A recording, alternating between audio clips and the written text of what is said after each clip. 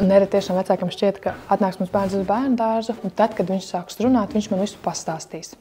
Un lielai daļai vecāki ir vilšanās, jo bērns neko nestāsta. Un tad vecāki sākā nopratinātāji jautāt, ko to teica audzinātāji, vai to kāds tur iesita. Bērni, viņi jau nav iemācījušies, ka viņi drīkst neatbildēt. Viņi vienmēr kaut ko atbildēs. Viņi vienkārši pateiks, jā. Bet viņiem nav jāsmas, ko viņi pateica, jā. Mans aicinājums būtu, kad, ja rodas kaut kāda nepatīkama sajūta, ka kaut kas notiek ne tā, nevis bērnam izjautāt, tāpēc, ka bērns tiešām nav tas, kurš varētu objektīvi pastāstīt.